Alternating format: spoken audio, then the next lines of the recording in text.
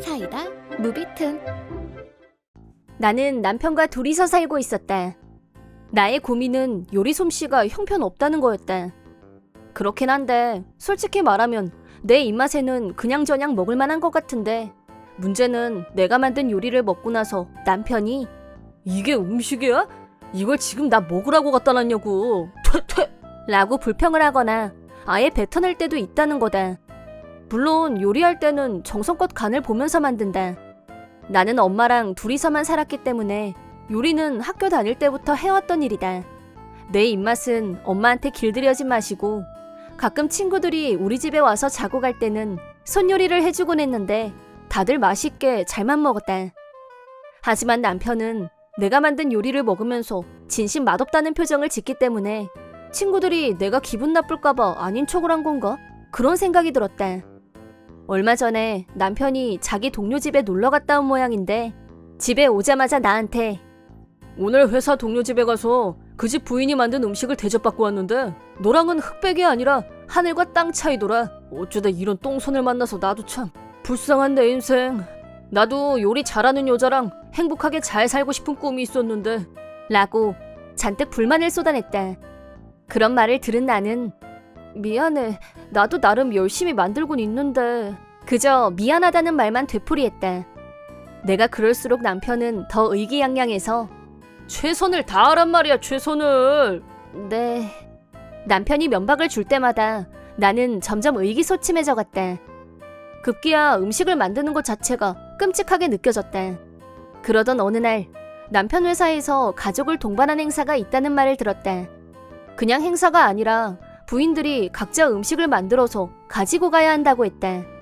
남편은 정신 차리고 똑바로 만들라고 목에 힘을 주고 말했지만, 매일같이 맛없다는 말만 듣는 나로서는 내가 만든 음식을 들고 가고 싶지 않았다. 그래서 나는 행사에 참가하지 않겠다고 했다.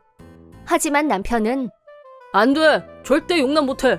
네가 안 가면 나 혼자 가라는 거야? 그럼 내 체면은 뭐가 되는데? 네 요리가 남들한테 망신을 당하는 거랑 내가 남들한테 망신을 당하는 거랑 어느 쪽이 낫겠어? 당연히 네가 망신당하는 게 낫겠지. 쓸데없는 소리 집어치우고 제대로 만들 생각이나 해. 내일 같이 가는 거야." 그래서 결국 울며 겨자 먹기로 음식을 만들었다. 그리고 그 다음날 나는 남편과 같이 회사 주최 행사에 참가했다. 이미 다른 부인들은 자기가 만든 음식을 서로 나눠 먹고 있는 중이었다. 이 많은 사람들이 모인 중요한 자리에서 사람들이 내 음식을 먹고 남편하고 똑같은 반응을 보이면 어쩌나. 나는 손가락 하나도 까딱할 수 없었다. 그때였다. 처음 보는 한 여자분이 "한진상 씨 부인 맞으시죠? 음식은 만들어 오셨어요?" 라고 상냥하게 말을 걸어왔지만 나는 음식을 꺼내놓을 용기가 나지 않았다. "네, 가지고 오긴 했는데." 머뭇거리면서 마지못해 음식을 꺼내서 사람들 앞에 내놓았다. 그러자 부인들이 모여들어서 "어머나, 어쩜 이렇게 잘 만드셨어요? 솜씨가 좋으시네요. 모양도 너무 예뻐요." 라고 칭찬을 해줬다. 하지만 먹고 나서 맛없다고 하면 어떡하나, 사람들이 맛을 보고 어떤 반응일지 덜덜 떨고 있을 때 옆에서 남편이 "속지 마세요. 보기에만 좋지 막상 제일 중요한 맛이 별로예요. 요리 솜씨가 진짜 꽝이라서요. 그래서 제가 맨날 퇴짜를 놓거든요. 여러분도 맛을 보시면 아마 제 말이 바로 이해가 될 겁니다." 라면서 희죽희죽 웃었다. 그건 마치 내 음식이 혹평을 받고 내가 망신당하기를 기다리는 사람처럼 보였고, 나는 남편에게 오만 가지 정이 다 떨어져 나갔다. 하지만 부인들의 반응은 맛있다고 호평 일색이었다. 본격적인 런치타임에 들어간 후 내가 만든 음식을 먹은 부인들은 너무 맛있어요. 이거 어떻게 만드신 거예요? 황금 레시피 좀 가르쳐주세요." 라면서 모두들 비법을 가르쳐달라고 했다. 그 중에는 얼마 전 남편이 식사 대접을 받았다던 동료의 부인도 있었는데, 역시 맛있다며 내 요리를 칭찬했다. 나중에는 다른 그룹에서도 부인들이 모여들어서 어느 순간부터 사람들이 나를 빙 둘러싸는 현상이 만들어졌다. 그런 와중에도 남편은 "제 와이프가 만든 음식은 뭐 하나 입에 넣을 게 없어요." 라면서 남들 앞에서 나를 깎아내렸지만 남편 동료들까지 "뭔 소리야, 이렇게 맛있는데 혹시 네 미각이 문제 있는 거 아니냐?" 라면서 남편 말을 무시했다. 분위기가 자기 생각하고 다르게 흐르자 남편 표정은 점점 굳어졌고 내가 사람들에 둘러싸여 폭풍 칭찬을 받고 있는 걸 불만스럽게 쳐다보고 있었다.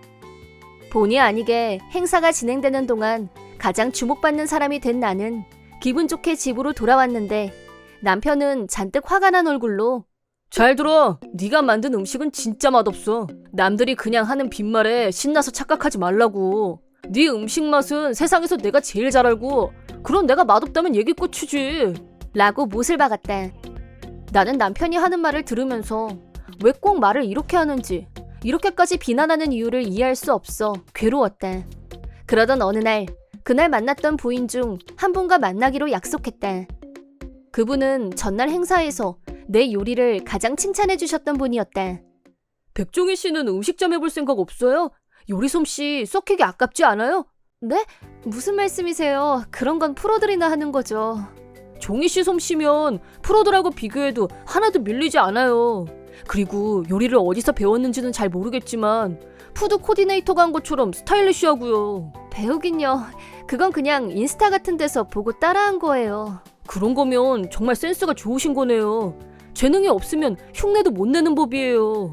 저는요, 종희 씨가 음식점을 오픈할 생각이라면 투자자로 나서고 싶을 정도예요. 네? 너무 상상 이상의 말이라 진심 놀랐지만 남편한테 내내 들어왔던 맛없다던 내 요리가 어떻게 이런 상반된 반응을 보일 수 있는지 진짜는 어느 쪽인지 알고 싶은 기분이 들었다. 그럼 일일 음식점을 해보는 건 어떻겠냐고 물어보자 적극 도와주시겠다고 했다. 이 얘기를 남편한테 해야 하나 고민했는데 남편한테 말해봐야 대답은 뻔했고 굳이 확인할 필요도 없을 것 같아서 이번 일은 말하지 않기로 했다. 막상 일을 시작하니 자원봉사자로 나서겠다는 부인들이 꽤 있었고 장소도 정해지고 정식으로 일일 음식점을 오픈하게 됐다. 그러자 내 음식에 대해 소문을 들은 사람들이 예상을 뛰어넘을 정도로 밀려들었고 대박이 났다. 또 직접 와서 음식을 먹은 사람들이 한결같이 진짜 너무 맛있어요. 하루만 하고 적기는 너무 아까워요. 이건 진짜 음식점 해야 돼. 도와줄 사람 필요하면 저도 나설 테니까 진지하게 오픈 생각해보세요. 라는 최고의 칭찬을 들었다. 나로서는 감격할 수밖에 없었고 응원해준 부인께 그런 날이 오면 부탁드린다고 말했다. 그리하여 점점 마음이 기울어진 나는 남편에게도 말을 우선 다행이라면 남편 귀에는 내가 자그마치 일일 식당을 했었다는 말이 안 들어간 것 같았다. 하지만 그날은 다른 날의 몇 배는 더 기분이 안 좋았고 내가 만든 요리를 난폭하게 바닥에 던져버렸다. 음식 좀 제대로 만들라고 몇 번을 말해. 대체 언제쯤 말귀를 알아들을 건데? 요즘 어디서 되지도 않는 말을 듣고 착각하는 것 같은데 정신 차려. 너처럼 아무 가치도 쓸모도 없는 여자하고 결혼해서 살아주고 있는 나한테 감사해라 이 말이야. 알아들었으면 음식이 맛없어서 죄송합니다. 무릎 꿇어. 라고 폭력적으로 나왔다. 그때 내 기분은 이 남자는 자기가 내 위에 있다는 걸 나한테 보여주려고 했던 거야. 이유는 뭐든 상관없었어. 나를 비하하고 욕하는 방법으로 자기 화풀이를 했던 거였어. 그거였다. 결국 내 요리에 문제가 있는 게 아니었다. 음식 맛 때문에 트집 잡는 게 아니었다는 걸 깨달았다. 남편은 다시 야, 너 왜 가만히 서 있어? 무릎 안 꿇어? 허, 내 말을 안 듣겠다. 너 이혼당하고 싶어? 라며 점점 망언 수준이 올라갔고 당신 말 잘 알아들었어. 그래 좋아, 이혼해. 뭐? 이게 미쳤나? 너 제정신이냐? 야, 정신 차려. 너처럼 아무 쓸모없는 인간이 나한테 버려지면 뭐 먹고 살래? 글쎄, 얼마 전 알게 된 한 부인이 도와주셔서 음식점을 오픈하기로 했어. 이게 당신이 말하는 능력인지는 모르겠는데 내 걱정은 할 필요 없어. 라고 조용히 반격하자 내가 이혼이란 말을 듣고도 이렇게 태연하게 대처할 거라고는 생각 못했었는지 급 당황했다. 하지만 나는 비로소 속이 후련했다. 그대로 집을 나가서 친정으로 향했다. 며칠 후 이혼 서류를 들고 다시 남편을 만났다.